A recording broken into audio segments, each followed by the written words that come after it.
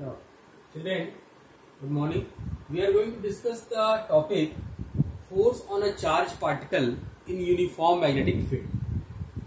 That means, suppose that this is a uniform electric field, and in this uniform electric field B, there is a charged particle plus Q entering with velocity V at an angle theta.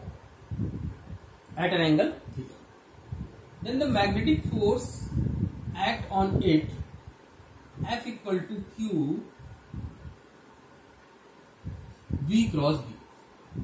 This is the formula for the magnetic force acting on a charged particle. When you expand it, you will get QVB sin theta n cap. And what is the n cap? N cap is the direction of force. Direction of force. It is a unit vector which gives the direction of force. Now, how can you calculate the direction of force? How can you find the direction of force? Okay, so this is the direction of B. Bend your right hand fingers in the direction of multiplication. That means you are bending your finger from B to B. V to B. This is the V. This is the B. To V to B. You bend your finger in the direction of multiplication. Then your thumb will give the direction of force. R n cap. So this is the velocity. This is the magnetic field. Bend your finger in the direction of multiplication. This will give the direction of force. So force will be inward. Other rule you can apply. Put your thumb in the direction of velocity. Finger towards the magnetic field. Then force will be inward. It is other rule. First rule. Bend your finger in the direction of multiplication. Then thumb will give the direction of force. The second rule. Put your thumb in the direction of velocity and finger towards the magnetic field. Then perpendicular to the palm give the direction of force. So that means force is inward. Force is inward. In the term of magnitude, you can write F equal to QV sin theta. Okay. Now we are going to discuss if the force is acting perpendicular to the velocity, what should be the path of the charged particle? If the force is perpendicular to the velocity, what should be the path of the charged particle? So for that segment, we make a next diagram. This one is a magnetic field. Cross means perpendicularly inward, and this is a plus Q charge entering normal to the field. Here we are taking a case when theta is equal to 90 degree. When theta is equal to 90 degree, then F equal to what? It will be QVB. When theta is equal to 90, the force will be QVB. Now see what is the direction of force? Is the velocity. Force is inward. Then direction, magnetic field is inward. Then force will be outward. Observe again. This is the velocity. Velocity in the direction of thumb. Magnetic field is inward. Then force will be upward. So this is the direction of force. So here the velocity and force are perpendicular. Here also velocity and force are perpendicular. Velocity in this direction, force is inward direction. Now children, if the velocity and force are perpendicular, then its path definitely will be circular. It will move on circular path instead of straight line. It will move on a circular path. And we know that if a particle starts to move on a circular path, that means there must be a force. That force is called centripetal force. So suppose that the radius of this arc is small r, and this is the center of the path. So what is the value of r? So to finding the value of small r, we are going to introduce the concept of centripetal force. Look here. This force is acting towards the center. So what is the centripetal force? QVB is the centripetal force. Acts as a centripetal force. And this QVB must be equal to mv square by r. By mechanics, centripetal force is equal to mv square by r. So I can cancel 1v. So R equal to what? mv by qv. So this is the radius of the path mv by qb. By using this formula, you can calculate what is the radius of the path. Now the second thing we are going to introduce, what should be the time period of revolution. Suppose that everywhere is a magnetic field, so in how much time it will complete one rotation or one revolution. So for the time period of revolution, time is equal to distance upon speed. Distance is what? It is the 2 pi r and speed is v. And children, what is the value of r? 2 pi mv by qb upon v. V cancel. So what we get time period? 2 pi m by qb.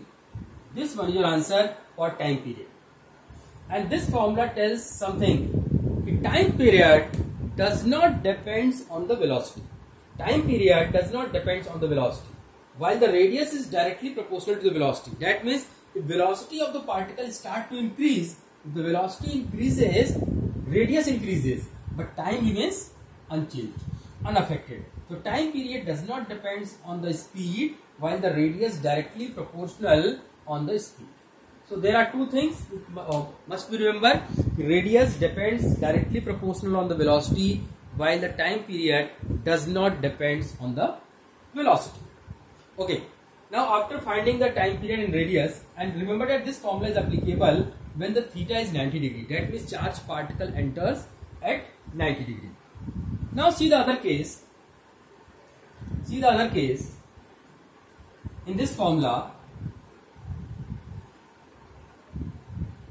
if theta is equal to 0 degree or 180 degree, definitely force will be what? It will be 0.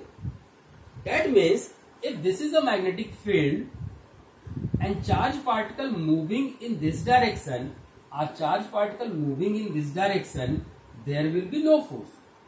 That means its path will not deviate. There will be no magnetic force when it entering in the direction of field or in opposite direction of field. This point should be remembered. If the charged particle entering at 0 degree or 180 degree, there will be no force, while when it enter at 90 degree, force will be maximum and its path will be circular. Now we are going to discuss what will happen on the path if it enter at different angle than 0, 180 and 90. So for that we make a new diagram. So children, suppose that it enter at an angle theta degree, which is not 0, 180 or 90.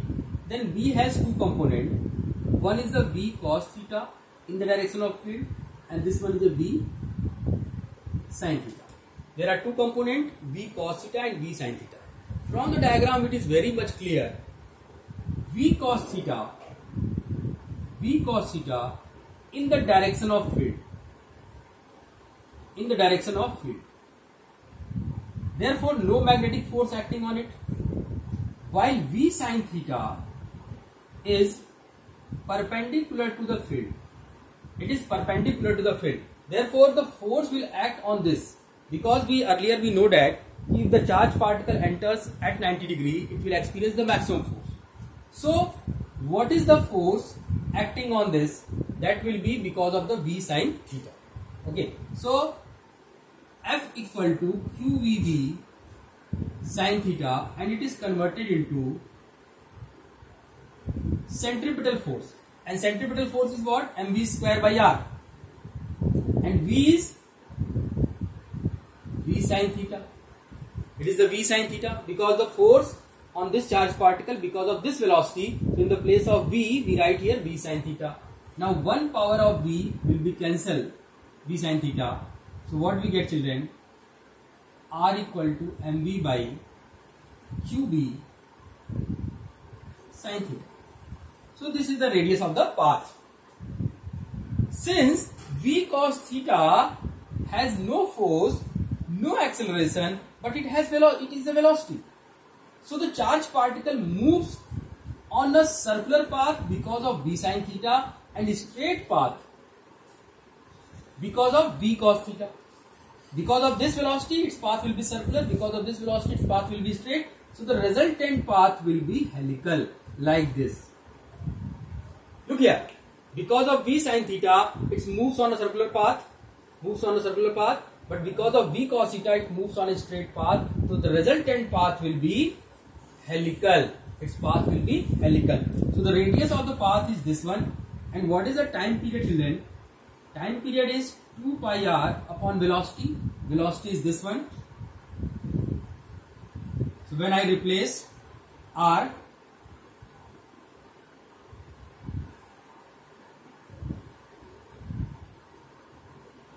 what we get?